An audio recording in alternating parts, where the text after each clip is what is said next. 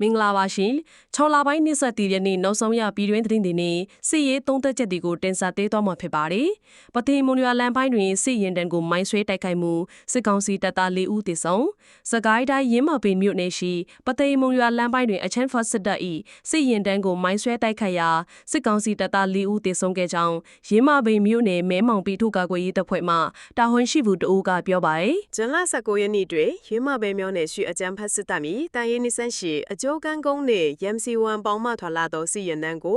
မြောင်ရမချောင်းအရောက်တွင်တော်လန်ရေးတပ်ဖွဲ့များကမိုင်းဆွဲတိုက်ခိုက်ခဲ့ခြင်းဖြစ်ကြောင်းသိရသည်။ရင်းမိုင်းဆွဲတိုက်ခိုက်မှုအတွင်းအကြမ်းဖက်စစ်ကောင်စီတပ်သား4ဦးသေဆုံးပြီးတဦးအပြင်းအထန်ဒဏ်ရာရရှိခဲ့ကြောင်းထို့ပြင်မိုင်းဆွဲတိုက်ခိုက်မှုပြုလုပ်ခဲ့သောနေရာကိုတော်လန်ရေးတပ်ဖွဲ့များကနေမြေရှင်းလင်းရေးပြုလုပ်စဉ်ထိခိုက်ပျက်စီးသွားသောစစ်အုံဆောင်ပစ္စည်းတို့ကိုတင်စီရရှိခဲ့ကြောင်းသိရှိရသည်။ကျွန်တော်တို့နေမြေရှင်းလင်းရေးလှုပ်ဆောင်တော့ပျက်စီးသွားတဲ့စစ်အုံဆောင်တချို့ကိုတင်စီနိုင်ခဲ့ပါတယ်။ဆက်လက်ပြီးထိရောက်တိုက်ခိုက်နိုင်ဖို့လက်နက်ခရမ်းတွေလိုအပ်နေလို့ပြည်သူလူထုတရက်လုံးကတက်နိုင်တဲ့ဘက်ကနဲ့ပါဝင်ကူညီလူဒန်းကိဖို့မေတ္တာရက်ခံတောင်းဆိုပါတယ်။မဲမောင်ပြည်သူ့ကာကွယ်ရေးတပ်ဖွဲ့ကစစ်အာဏာရှင်အမြင့်ပြည့်စည်ရေးအတွက်အပြင်းထန်ခက်ခဲရုန်းကန်တိုက်ခိုက်နေပါတယ်ဟုမဲမောင်ပြည်သူ့ကာကွယ်ရေးတပ်ဖွဲ့မှတာဝန်ရှိသူတဦးကပြောဆိုပါတယ်။အဆိုပါတိုက်ခိုက်မှုကိုရင်းမာပင်မြို့နယ်မဲမောင်ပြည်သူ့ကောင်ကွယ်တပ်ဖွဲ့ကလှုပ်ဆောင်ခဲ့ခြင်းဖြစ်ပြီးဆက်လက်မိုင်းထုတ်လုပ်ရေးနဲ့လက်နက်ခဲယမ်းများဝယ်ယူဖြည့်တင်းနိုင်ရန်အတွက်ပြည်ပရောက်ထောက်ပို့ညီအကိုများနဲ့စစ်အာဏာရှင်အမြင့်ပြည့်စေလိုသည့်ပြည်သူလူထုများအနေဖြင့်ပါဝင်ကူညီလူတိုင်းပေးပါရန်မေတ္တာရက်ခံထားပါသည်တနင်္သာရီမြို့နယ်နှင့်ခန္တီးမြို့တို့တွင်စစ်ကောင်စီတပ်သား2ဦးတော်လန်ရဲတပ်ဖွဲ့များထံအလင်းဝင်တနင်္သာရီတိုင်းတနင်္သာရီမြို့နယ်ညောင်ပင်ကွင်းကြီးရွာခြေဆိုင်ခမရ961တန်ရုံမှတက်ချက်ကြီးကဦးအလင်းဝင်ရောက်ခဲ့ကြောင်း People's Defense Force မြေခရိုင်တရင်တောင်းမှတာဝန်ရှိသူတဦးကပြောပါတယ်။ဇွန်လ10ရက်နေ့တွင်တနင်္သာရီမြို့နယ်ညောင်မေကွင်းကျေးရွာအခြေဆိုင်အကြမ်းဖက်စစ်ကောင်စီ၏ခမင961တရင်မှတက်ကြံကြီးတဦးဒီပြည်သူ့ကာကွယ်ရေးတပ်မတော်မြေခရိုင်အမှတ်3တရင်ထက်လက်နက်ယူဆောင်လာခြင်းမရှိဘဲအလင်းဝင်ရောက်လာခဲ့ကြောင်းသိရှိသည်။ကျွန်တော်တို့ရင်းပေါ်တွေစီထွက်ပြီးအလင်းဝင်လာပါလက်ရှိလုံခြုံတဲ့နေရာမှာကောင်းမှုစွာထားရှိပြီးလုံထုံနည်းနည်းနဲ့အညီဆက်လက်ဆောင်ရွက်နေပါတယ်လက်နက်မပါရဲသွားထိုက်တန်တဲ့လောက်တော့အဆင်ပြေအောင်ဆောင်ရွက်ပေးမှာပါနောက်ထပ်ဖတ်ပြောင်းခိုလုံလာမဲ့သူတွေကိုလက်နက်ပါယူဆောင်လာနိုင်ပြီးပိုးပြီးအဆင်ပြေမှာပါတကယ်အမြင်မှန်ရပြီးပြည်သူနဲ့ပူးပေါင်းမယ်ဆိုရင်လက်နက်ပါသည်ပဲစေမပါသည်ဖြစ်စေကျွန်တော်တို့တပ်ရင်းဘက်ကအမြဲကြိုဆိုလျက်ပါဟု People's Defense Force မြေခရိုင်တပ်ရင်း3မှတာဝန်ရှိသူတဦးကပြောဆိုသည်ထို့သို့အလင်းဝင်ရောက်လာသောတက်ချက်ကြီးသည်စစ်မှုထမ်းတပ်တန်း9နှစ်ရှိပြီဖြစ်ကြောင်းတပ်တွင်းရှိအရာရှိများ၏တကိုကောင်းဆန်ပြီးလက်အောက်ငယ်သားများအပေါ်ခွဲခြားဖိနှိပ်စစ်ဆာမှုများကိုမခံနိုင်၍ထွက်ပြေးအလင်းဝင်လာခြင်းဖြစ်ကြောင်းဝန်ခံထွက်ဆိုခဲ့ကြောင်း People's Defense Force မြိတ်ခရိုင်တပ်ရင်း3မှတာဝန်ရှိသူတဦးကဆက်လက်ပြောဆိုသည်အလားတူစစ်ကိုင်းတိုင်းခဏီးမြို့အခြေဆိုင်ခလာရ90မိနစ်တရင်မှာဖီဒူစစ်တဦးသည်တနက်ယူဆောင်လာခြင်းမရှိဘဲအလင်းဝင်ခဲ့ကြောင်းပကဖအတန်အဖွဲ့ကသတင်းထုတ်ပြန်ထားသည်ဇွန်လ18ရက်နေ့ခဏီးမြို့အခြေဆိုင်ခလာရ90မိနစ်တရင်မှာဖီဒူစစ်တဦးသည်အမျိုးသားညီညွတ်ရေးအစိုးရကာကွယ်ရေးဝန်ကြီးဌာန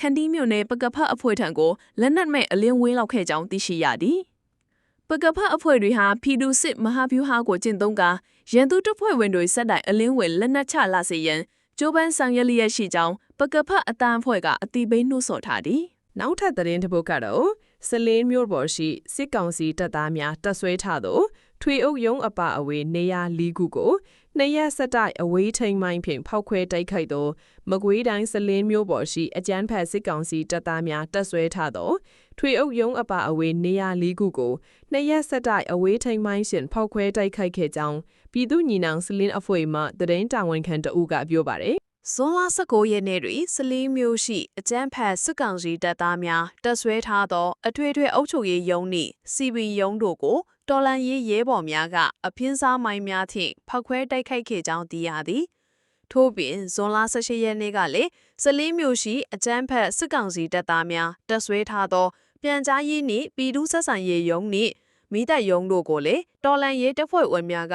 ရွှေထွက်မိုင်းဖြင့်ထပ်မံဖောက်ခွဲတိုက်ခိုက်ခဲ့ကြောင်းသိရှိရသည်ရင်တိုက်ခိုက်မှုအတွင်းအကြမ်းဖက်စစ်ကောင်စီတပ်သားများထိခိုက်ဒေဆုံးမှုအရေးအထောက်ကိုအတည်ပြုနိုင်ခြင်းမရှိသေးပဲတော်လန်ရေးတပ်ဖွဲ့ဝင်များထိခိုက်မရှိပြန်လည်ဆုတ်ခွာနိုင်ခဲ့ကြောင်းသိရသည်ခွေးသစ်စီရင်တော့လောလောဆယ်တော့မသိရသေးဘူးထိခိုက်မှုတော့ရှိမယ်ကျွန်တော်တို့လည်းအချက်ကျတဲ့နေရာမှာဖောက်ခွဲဖို့ပြီးခဲ့တာဆိုတော့တေဆုံးကိုတော့မသိဘူး ခွေးအင်အားကစလင်းမြို့ပေါ်တွင်200ဝန်းကျင်လောက်ရှိရဲ့ကျွန်တော်တို့ဖောက်ခွဲခဲ့တာနဲ့ပတ်သက်ပြီးစစ်ခွေရဲခွေးတွေစလင်းမြို့ပေါ်နေရအနှံ့ချေရှုပ်နေတယ်အကြမ်းမစစ်ကောင်စီနဲ့ရဲတပ်ဖွဲ့ဝင်တွေပြည်ရဲအေးဝန်ထမ်းတွေအားလုံးပြည်သူလူထုနဲ့အထူးပူးပေါင်းမှုပြောချင်တယ်အလင်းဝင်ခြင်းမရှိဘဲပြည်သူတွေပေါ်အနာပြအနိုင်ကျင့်စော်ကားမှုတွေ CDM ဖြူလုံးလို့တော့ဝန်ထမ်းတွေပေါ်အနိုင်ကျင့်ချင်းချောက်မှုတွေဖြူလုပ်နေတာကြောင့်ကျွန်တော်တို့ UG ဖွဲ့နဲ့ပူးပေါင်းတပ်ဖွဲ့တွေနဲ့နောက်ဆုံးနေရဲ့အလင်းဝင်ရောက်ပူးပေါင်းဆောင်ရွက်ခြင်းမရှိရင်ဖောက်ခွဲတိုက်ခိုက်တော်မယ်ဟုပြည်သူညီနောင်စလင်းဖွဲ့မှသတင်းတာဝန်ခံကပြောဆိုသည်အဆိုပါတိုက်ခိုက်မှုကိုစလင်းမြို့ပ UG ကြားပေါက်ဖွဲ့ဗမာတပ်တော်ဘာမာအာမီညင်ပေါက်တောင်ပိုင်းကြားမရေးတူနာပြုတပ်ဖွဲ့တို့ကပူးပေါင်းလှုပ်ဆောင်တဲ့ကြောင်းသိရသည်နောက်သတင်းတစ်ပုဒ်ကတော့ရွှေကျင်တန်စိတ်ကာလမ်းပိုင်းတွင်စစ်တမ်းရေးခါပိုးစစ်ကြောင်းကိုကင်းပုံယူပေးနေသည့်စစ်ကောင်စီတပ်သားများကိုတိုက်ခိုက်မှုစစ်တပ်ဖက်မှ3ဦးပွဲချင်းကြီးတေဆုံခုတိုင်းရွှေကျင်မြို့နယ်ရွှေကျင်တန်စိတ်ကာလမ်းပိုင်းတွင်အကြမ်းဖက်စစ်တပ်ရိတ်ခါပို့စစ်ကြောင်းကိုကင်းပုံယူပေးနေသည့်စစ်ကောင်စီတပ်သားများကိုတိုက်ခိုက်ခဲ့ရာစစ်သား3ဦးပွဲချင်းပြီးတေဆုံခဲ့ကြောင်း Fire Dragon စစ်ကြောင်းမှတာဝန်ရှိသူတို့ကရန်ကုန်ခေတ်သစ်သတင်းဌာနထံသို့ပြောဆိုပါရယ်ဆောင်လာ20ရက်နေ့မိုးလ12နာရီ30မိနစ်ခန့်တွင်ရွှေကျင်မြို့နယ်ရွှေကျင်တန်စိတ်ကားလမ်းပိုင်း၌အကြမ်းဖက်စစ်ကြောင်းသည်ရှမ်းရွာကိန်းမှစ၏အင်္ဂနီယုံတိုင်းရွာများအထိကားလမ်းတစ်လျောက်လမ်းကင်းယူ၍ရိတ်ခါပို့ဆောင်မှုများလှုပ်ဆောင်ခဲ့ကြောင်းသိရသည်ထိုအကြမ်းဖက်စစ်တပ်စစ်ကြောင်းကိုအင်္ဂနီယုံတိုင်းကျေးရွာကားလမ်းဘေးတွင်ကင်းပုံးဝတ်၍လုံခြုံရေးယူပေးနေသည့်အကြမ်းဖက်စစ်ကောင်စီတပ်သားများကိုဝင်ရောက်တိုက်ခိုက်ခဲ့ကြောင်းသိရှိရသည်ရန်တိုက်ခိုက်မှုအတွင်းအကြမ်းဖက်စစ်ကောင်စီတပ်သား9000ဦးနေရာတွင်ပွဲချင်းပြီးတေဆုံခဲ့ပြီးစစ်ကောင်စီတပ်သားများကပြန်လည်ရန်တမ်းပစ်ခတ်ခဲ့တော်လဲတော်လန်ရဲဘော်များအထီးကိုင်မရှိပြန်လည်ဆောက်ခွာနိုင်ခဲ့ကြောင်းသိရသည်လမ်းပေါ်ကသွားတာကအင်အားရာချီတယ်အခွင့်ပစ်တာကလမ်းကင်းယူထားတဲ့အဖွဲကိုပစ်တာရရဲ့နီးနဲ့ချမှာပဲအတိုက်ခိုက်မှုမှာစစ်ခွေး9000တေတဲ့ဟု Fire Dragon စစ်ကြောင်းမှတာဝန်ရှိသူတူကပြောဆိုသည်